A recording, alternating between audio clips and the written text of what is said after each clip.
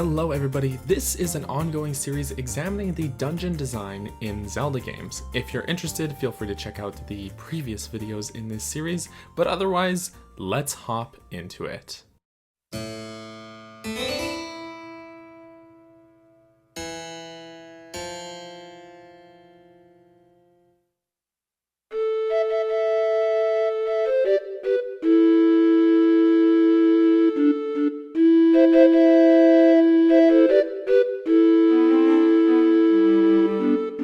Last time, we conquered the Forsaken Fortress, but as it turns out, even with the Master Sword in hand, we weren't able to take on Ganondorf. A detail I didn't mention last time is this moment in which Ganondorf senses the power of the Triforce within Tetra, calling her by the name Zelda. After we are rescued by the Rito, the King of Red Lions ushers us back to Hyrule Castle, this time with Tetra. In the chamber where we drew the Master Sword, we come face to face with the late King of Hyrule, who as a spirit has inhabited the King of Red Lions to guide us. He reveals that Tetra's lineage is indeed that of the royal family, and she is by destiny Princess Zelda. In order to keep the piece of the Triforce that she has with her safe from Ganondorf, the king requests that she stay below while Link travels to the surface of the sea with a new goal. As it turns out, the reason we were no match for Ganondorf is that the Master Sword has lost its power to repel evil. The King of Red Lions believes that its loss in power is an indication that something has gone wrong with the Wind and Earth sages that prayed in the temples of Hyrule. Now, I have something of a gripe and a praise all at once here. At this point in the game, the world of the Wind Waker really opens up to the player. We're given more freedom to explore and do side quests now than at any point before. And since we have most of the game's items, most of this exploration is worthwhile for finding secrets such as heart pieces. This is one of Wind Waker's strengths. It's the most open world seen in the Zelda series since the first game, and it's the most open the world will be until Breath of the Wild. As such, I definitely recommend exploring, filling out your sea chart, and finding as many of these secrets as you can at this point in the game. My gripe is that this would have been a great opportunity for some player choice in regards to dungeon order. The game marks the locations of both of the next two dungeons on your map now, and the two dungeons really have very little impact on each other in terms of progression. That is to say, neither dungeon item will be mandatory for the other dungeon. This would have been a great opportunity for just a little bit of extra flexibility and player choice. But no.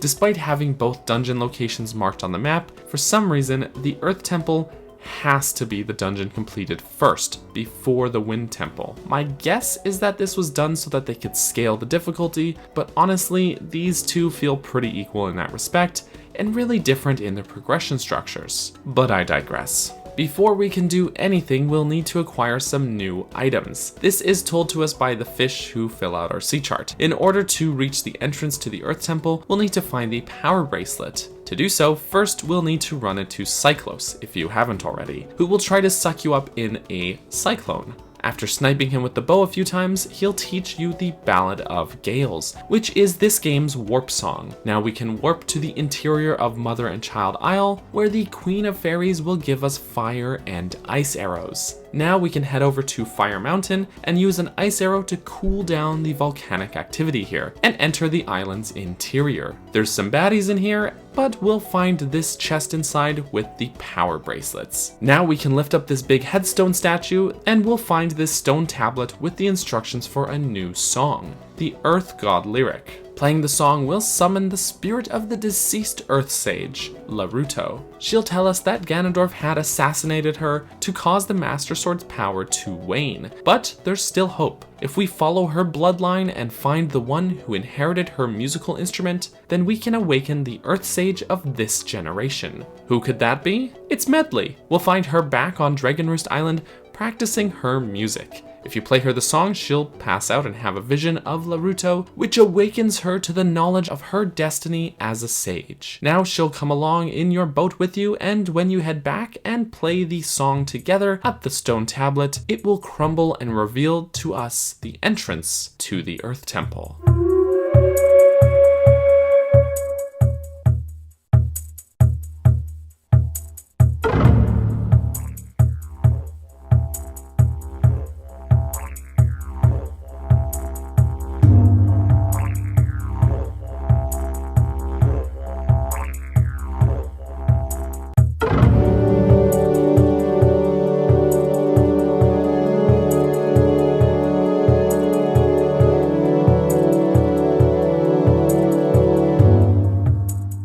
This may be called the Earth Temple, but truthfully, it appears far more like a giant crypt, and the architecture here leans all the way into that concept. For starters, the dungeon appears entirely underground, and is dark with only a few rays of natural light making it into the dungeon interior. On top of the usual swirling motifs, there is also an abundance of undead symbolism in the temple, including these skulls painted on the doors, giant skull-shaped statues, and this enormous statue of a re-dead. That on top of numerous spikes, pits, and cursed blue fog, and the swaths of undead enemies such as Stalfos, Bubbles, re-deads, and Pose. Yeah, there's a heavy theme of death and the afterlife to be had here. In this way, the dungeon really feels like a spiritual successor to Ocarina of Time's Shadow Temple. And like the Shadow Temple, the Earth Temple seems to forego the central room-based structure of its progression in favor of the same type of 3-act structure we saw in both the Shadow Temple and the Tower of the Gods. And these 3 acts are conveniently divided into the dungeon's 3 floors, making that change of pacing all the easier to identify. Moreover,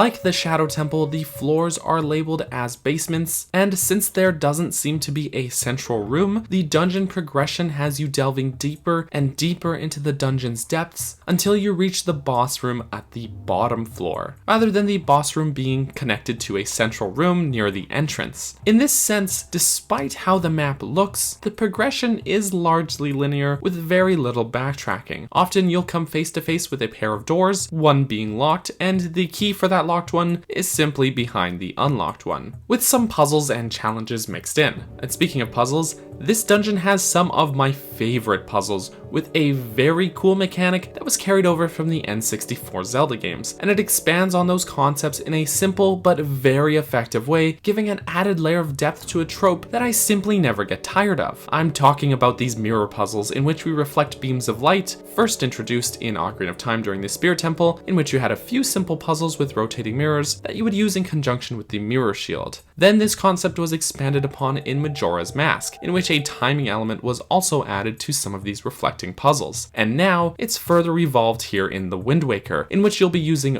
both characters to interact with these puzzles on top of rearranging these large mirrors. It's iterative in the best way possible, as it improves on these concepts with grace. Oh, and did I say both characters? Yes, because this dungeon is basically one big escort mission, but it does escort mission right, since Medley is with us the entire way through the dungeon, with the exception of a few select rooms. It means that she will play her part in many of the dungeon's puzzles. She can't do combat, but she also doesn't get in the way of that either, as you can have her stay put in a safe spot or have her follow closely behind you. Or you can use the command melody that we learned in the Tower of the Gods to play as Medley, that last option being the one most important for puzzle solving. This is another concept established earlier in the Tower of the Gods that was implemented and expanded upon really nicely here, as we get to put her unique skills to use, in particular the use of her harp to reflect light and her ability as a Rito to fly. No more statue hopping for us. As for the dungeon's music, I think it's one of the weaker points of this dungeon. It's a song that I unfortunately find largely forgettable, and it certainly pales in comparison to the music of places like Dragon Roost Island, Hyrule Castle, and the Tower of the Gods. But that's okay. Despite me not finding it musically very interesting, it does fare well in the atmosphere department, going all in on the spooky vibes, featuring what sounds to me like ghosts howling in the wind,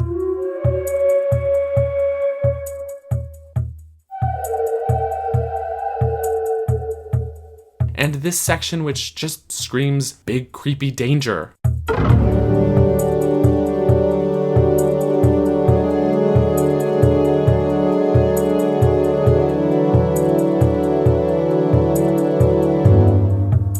It works really well for the crypt-like nature of the dungeon, so I can see what they were going for, and I think it does the job there really effectively. In the very first room of the dungeon, we'll need to cross this gap with both Link and Medley, which you can do most easily by just holding onto Medley and jumping so that she flies you across the room. This brings us into what I would call the foyer room. There's a trio of moblins to defeat in this room, but in order to get the door open, we'll want Medley's help once more. Head up the stairs and use her to fly across to the first platform to press the switch. Then switch to playing as her and fly over to the second switch. Pressing both down at the same time will open the door so you can head on through. And frick. Yeah, just make sure to pick Medley up and carry her through the doors because she won't just go through on her own for some reason. But yeah, this next room introduces us to our first taste of these light reflecting puzzles. The room locks us in with a bunch of choo-choos who can be defeated as normal. But then there are these dark colored choo-choos who will simply reform when hit. A single beam of light is shining into the room, so if you lure them into the light, they'll turn to stone and can be smashed with a hammer. Also, the warp cauldrons,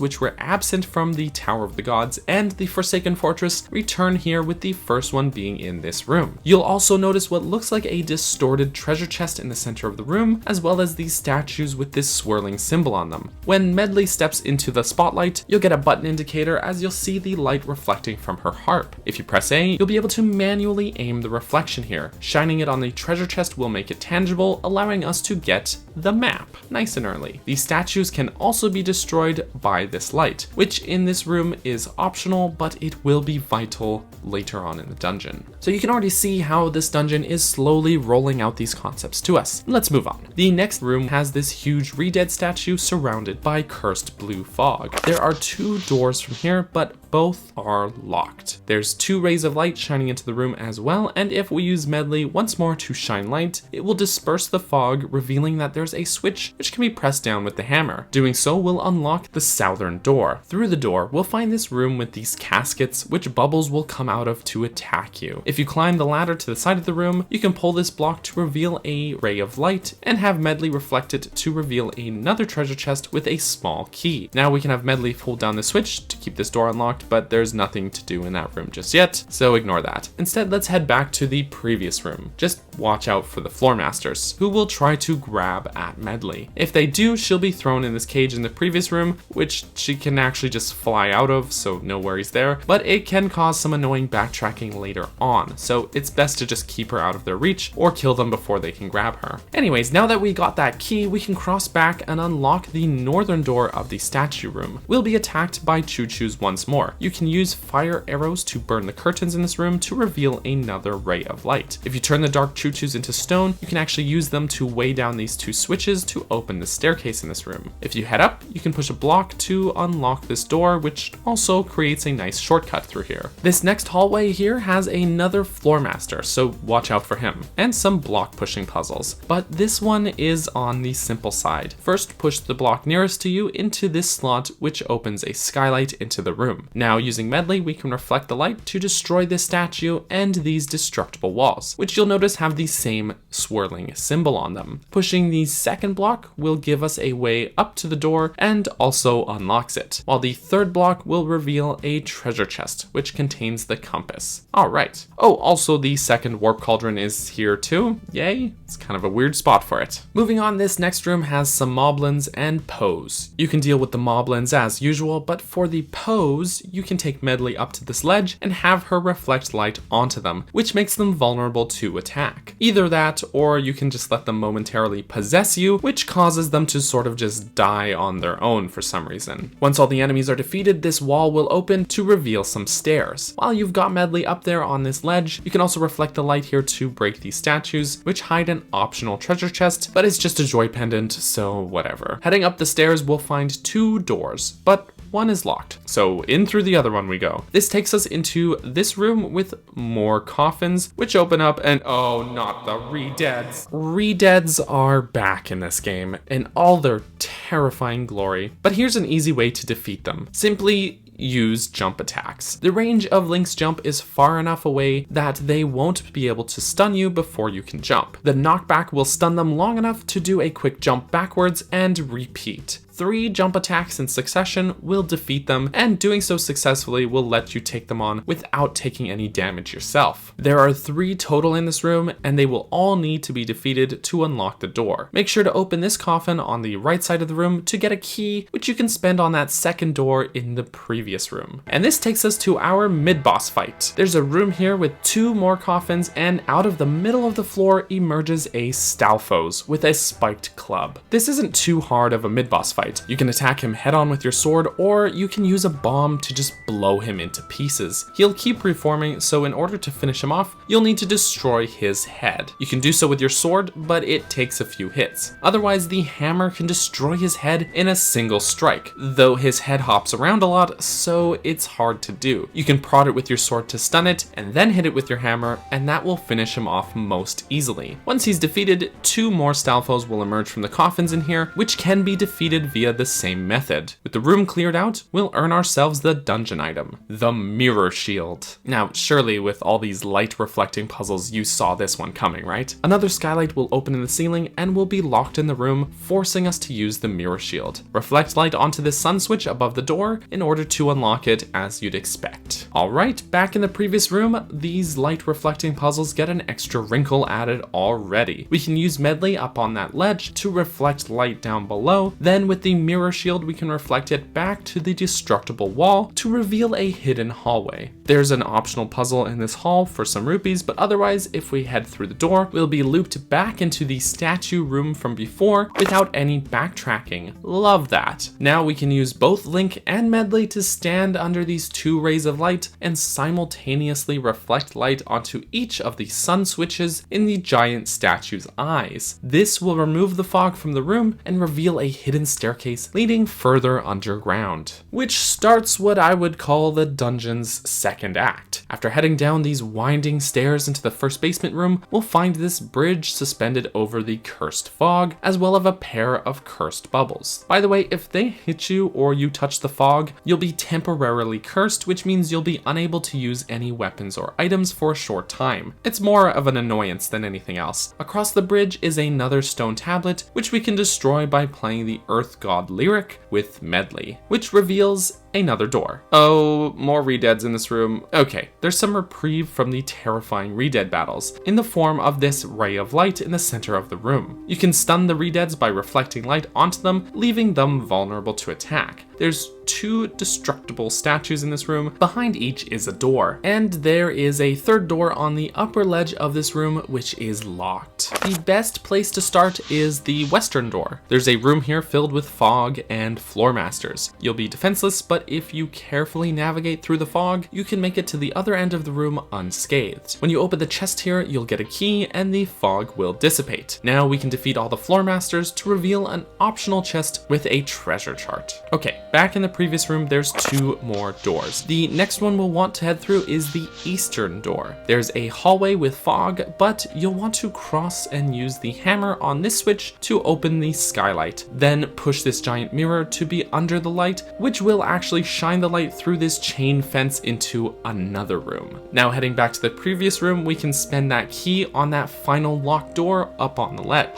This room connects to that previous room, so the light will be shining through that chain fence into here from the mirror that we moved. First, let's defeat all the Poes in this room, then work together with Medley to reflect light so you can shine it back to the statues on the end of the room, which reveals the next door. And okay, a narrow hallway with coffins lining the walls. This is one of the more tense rooms, since you can't see what's in the coffins and they'll just suddenly open as you approach them. Sometimes it's just money, but there's also a handful of redeads and even a Stalfos in these coffins. Your best bet is to take it slowly and open each coffin just one at a time so you're not overwhelmed or caught off guard. You'll find at one end of this path an optional chest with a red rupee, and at the other end another stone tablet, which we can once again break with the Earth God lyric. Now we can head through the door and we'll descend into the second basement floor, which kicks off what I would call the third act of the dungeon. There's the third and final warp cauldron here, and on the opposite end of the room is the boss door. But we don't have the boss key just yet. Instead, if we head down to the bottom of the room, oh, nope, not that far to the bottom, to nearly the bottom of the room, we'll find another door to head through. Here we'll find my favorite room in this dungeon,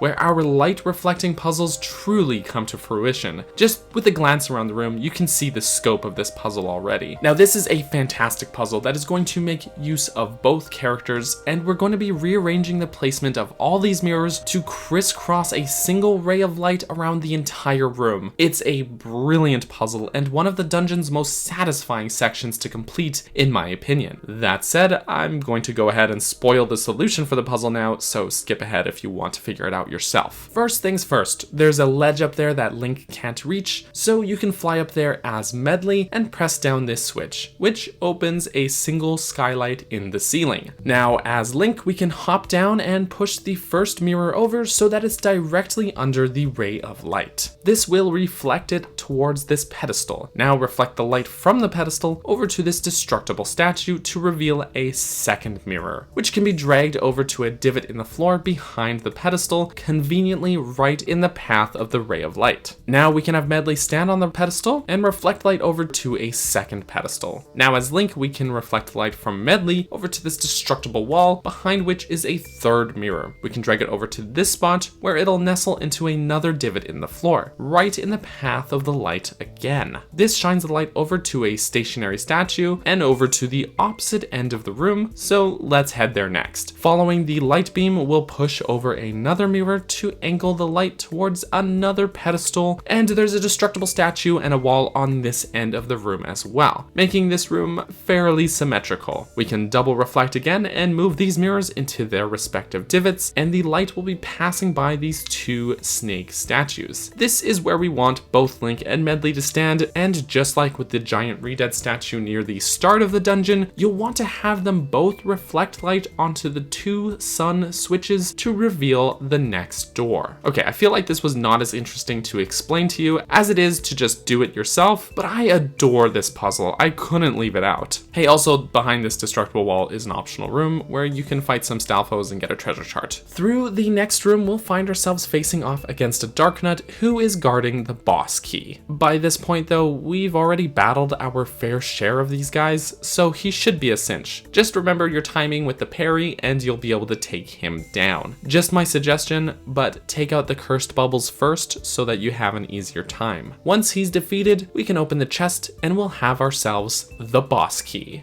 Great. Now it's just a short backtrack and a climb up, and we'll be back at the boss door. When we enter the boss room, we'll see a swarm of Poes coming together and congregating on this giant mask, which ends up forming the dungeon boss, a giant Poe with a lantern.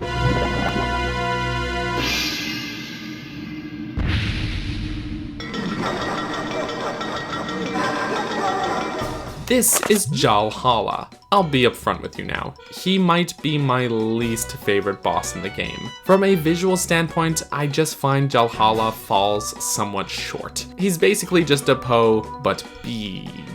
I don't mind the creepy mask, but it took me ages to realize that the swirls were actually painted on his cheeks and that his eyes were those tiny dots. Okay, so Tiny Eyes here will employ a handful of attacks, including trying to blow you back into the spikes, mixing up your controls, and launching fireballs at you.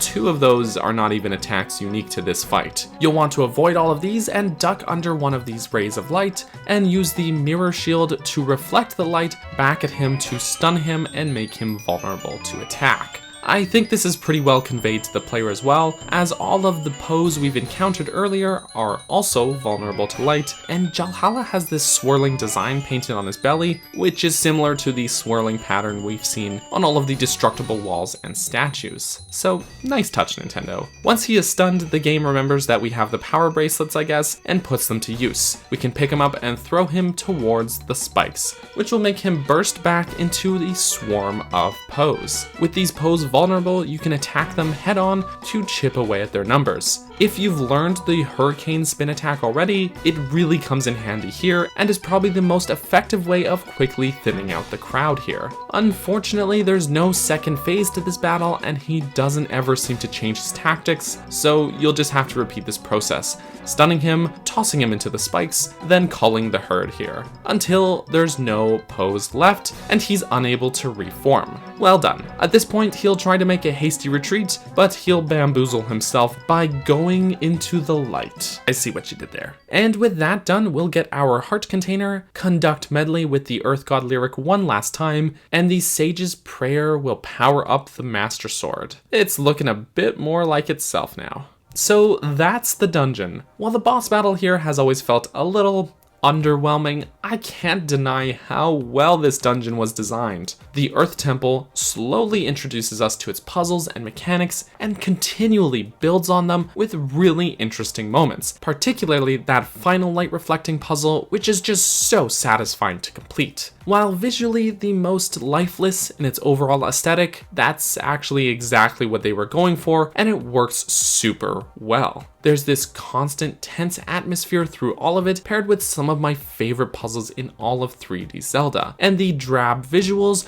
make for a nice contrast with some of these more defined and colorful moments. As usual though, I still have some gripes. First off, the power bracelet is mandatory to even enter the temple, but it barely gets used in the dungeon except for during the boss fight. They could have found a few more obstacles to put in here just to showcase the item a bit more, but unfortunately, aside from pushing some heavy looking blocks around, the item barely gets its chance to shine. However, this complaint admittedly pales in comparison as the dungeon makes amazing use of both characters and its own item, the mirror shield, so I can forgive it. Another minor complaint, but this optional room with a joy pendant is just so pointless. It's on the first floor and it's tucked out of the way, so you'd have to backtrack to it after getting the mirror shield. It just feels unnatural to steer out of the way like this when the rest of the dungeon does so well at naturally and silently funneling you in the right direction. It's not a big deal since it's entirely optional, but I do wish that if they were going to make you go out of your way like that they would have put something more worthwhile here than just a joy pendant. Another gripe, just like my issue with Dragon Roost Cavern, I feel like this dungeon doesn't make the best use of these warp cauldrons. The first one near the start makes sense, and the final one near the boss room is also a great convenience, but the second one is just tucked off this hallway here, and I basically never found myself ever using it. But hey, just a bit of trivia, if you pick up a Stalfo's weapon after blowing him apart, and he reforms, he'll take a moment, and once he realizes he's been disarmed, he'll disarm himself. That is to say, he'll rip his own arm off and use it as a makeshift weapon. It's an odd detail, but one that I find hilarious. Overall, I have to say that I was pleasantly surprised by how much I enjoyed my time in the Earth Temple. In the past, when thinking about it, I've always recalled the dark atmosphere and terrifying enemies, but the truth is that beneath that layer is a sprawling dungeon with a natural progression structure that propels you forward and onwards constantly, bringing you deeper into the depths of the dungeon